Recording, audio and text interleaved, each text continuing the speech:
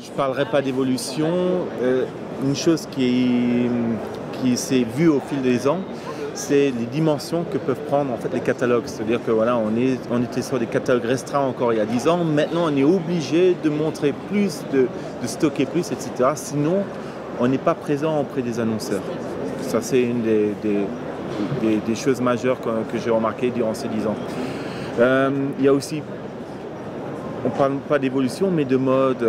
En tout cas, dans le textile, on avait le mode bio qui était très présent. Et je me rappelle, il y a 10 ans, quand on était avec notre petit stand, on partait sur des mobiliers en carton, etc., qui étaient fournis en fait par Guillaume à l'époque.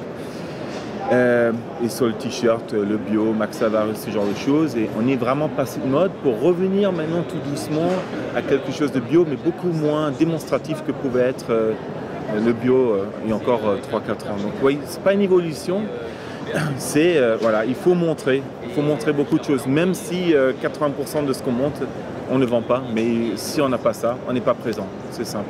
Voilà, donc très très concurrentiel au niveau du marché, de plus en plus de gens qui sont là. Avant on était un petit salon, on était entre nous, c'était cool.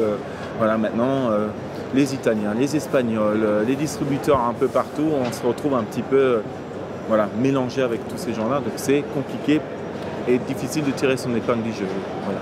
Chez nos revendeurs, en tout cas, j'ai remarqué qu'il y avait beaucoup de regroupements, donc les sociétés qui se regroupent entre elles, tout en étant indépendantes, qui leur permet d'avoir des meilleurs prix auprès des fournisseurs, nous. Voilà, ça c'est une des tendances du marché actuel. Les défis, il y a des marchés parallèles qui se mettent en place, à prendre plus ou moins à la légère. Je ne dirais pas ça comme ça, mais il y a beaucoup de revendeurs qui ont eu peur de gens comme Vistaprint, pour ne citer que, qui sont rentrés aussi sur le marché promotionnel par d'autres biais, sans passer par le revendeur standard, etc. Donc ça, c'est une des choses qu'il faut prendre en compte. Difficile de voir comment sera le marché dans 5 ans. Je pense, malgré ce qu'on peut dire, je pense qu'on sera toujours pareil. C'est-à-dire, nous, les revendeurs et l'annonceur, parce qu'il y a un vrai boulot entre le revendeur et l'annonceur, de conseils, de fidélisation. Il faut aller les voir, il faut les voir plus souvent. On était vraiment sur un mode internet il y a quelques années où c'était que internet, et voilà, c'est plus la peine d'aller voir les clients parce qu'il y a internet, ils peuvent faire tout eux-mêmes. Et maintenant, on recommence de nouveau avoir des gens qui vont sur le terrain et qui proposent auprès je parle des revendeurs auprès des annonceurs, les produits qui sont là à force de propositions, c'est proactif. Voilà, c'est vraiment cyclique, je dirais. J'ai évolué beaucoup en fait au niveau du back-office dans le bureau. Il faut qu'on soit rapide à répondre aux devis.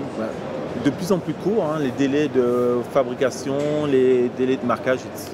sont de plus en plus courts. On met des outils en ligne pour les revendeurs parce que je me suis dit, voilà, ce qui est chronophage, ce sont les devis.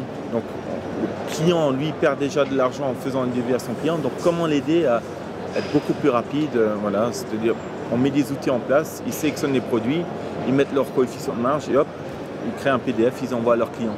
C'est vraiment pour les petites et moyennes entreprises. Les grosses ont leur propre ERP qui est très cloisonné, très facile à utiliser. Et voilà. Donc on essaye vraiment d'aider nos clients qui n'ont pas les moyens de se payer en fait des systèmes de luxe. Voilà.